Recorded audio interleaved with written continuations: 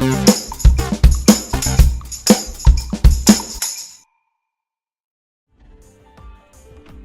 gamers were hyped for Transistor since its announcement over a year ago. It was going to be Supergiant Games' first game since Bastion became the world's indie darling, and it had a lot to live up to. Well, Supergiant finally released Transistor at the end of May this year. Transistor follows the famous singer Red as she fights her way through Cloudbank with her recently discovered mysterious sword, the Transistor, which is not only a sword but also a person with a voice and personality. Using the Transistor, Red is able to defeat the Process, robotic entities consuming the city, and track down members of the Camerata, who unleash the Process upon Cloudbank. Thematically, the game is based on computer programming. For example, abilities in the game are called functions with parentheses on the end, and there's a heavy use of numbers which coincide with binary bit increases such as memory increasing by 2s or 4s and capping at 32, or the player level capping at 16, or even with all the attributes of your character being named after computer components such as cache. Supergiant Games really sticks to their theme, and in some cases it's pretty subtle. It's unlikely anyone who isn't working as a computer engineer or in software development would ever notice it or fully appreciate it, since you need an above average level of computing knowledge. But I appreciate it, damn it. Transistor's combat is the main attraction. The Transistor can be equipped with 16 different functions to change Red's active and passive abilities. The 4 chosen active functions can also be equipped with upgrades to change their behavior. For example, using the bounce function as an upgrade will make the upgraded function bounce between enemies when used. There are literally thousands of different combinations that you can equip the functions in, so you can equip Red so that her abilities fit your desired strategy. The most unique aspect of combat, though, is the use of turn. Turn is a call that the Transistor can make which freezes time so that you can plan out and execute a series of moves instantly whenever Red's action bar is full. The moves can be literally just running or using different combinations of abilities. The use of turn isn't really optional in Transistor, it's the main mechanic of the game. It becomes somewhat less necessary when you reach higher levels with Red and unlock abilities with shorter cast times, but for the most part, using turn is mandatory. Since turn is so necessary, I have a hard time classifying Transistor as an action RPG like many have.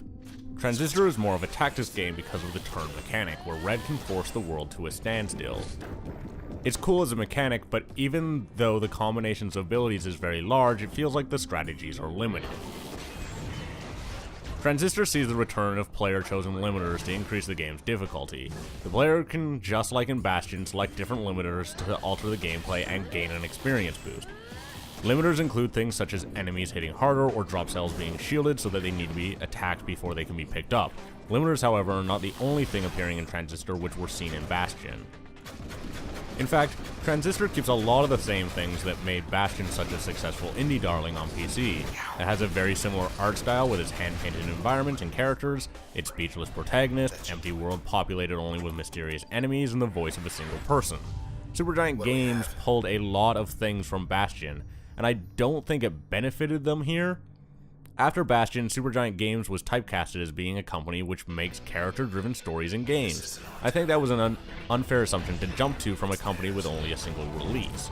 By making a game so similar to Bastion in many ways, they open themselves up to the complaints that Transistor lacks in a lot of areas that Bastion excelled in. And now this is the time for me to complain about Transistor lacking in areas that Bastion excelled in.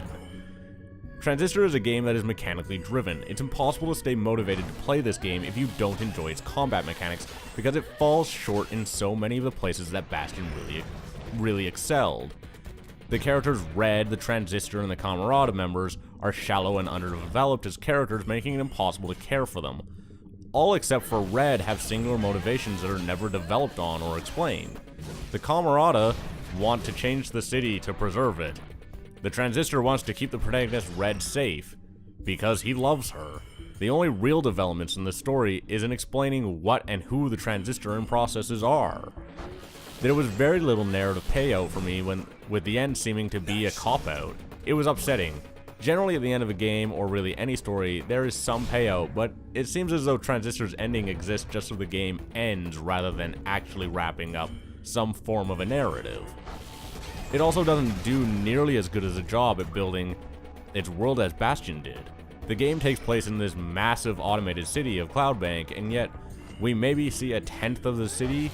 It seems as though not nearly as much time went into building Transistor's world, So even though Cloud Bank looks gorgeous, there is very little of it. Along with there being very little of it, the game doesn't do a great job of filling in the gaps in this world. You don't know what kind of people lived in Cloud Bank or what people did. The only thing you know about the people of Cloud Bank is that they liked the musician Red, who is you. Transistor is incredibly short. I intended on doing a quick look at Transistor and was actually recording it, but then I beat the game. It's only about 3 hours long to beat the game if you just do the main story. Although Transistor has a bunch of side content just like Bastion did, it isn't nearly as interesting or fun as Bastion's, so it's unlikely you'll want to even play it. I can't quite put my finger on why I don't like the side challenges as much in Transistor, but I think it's mostly because they just feel like regular fights.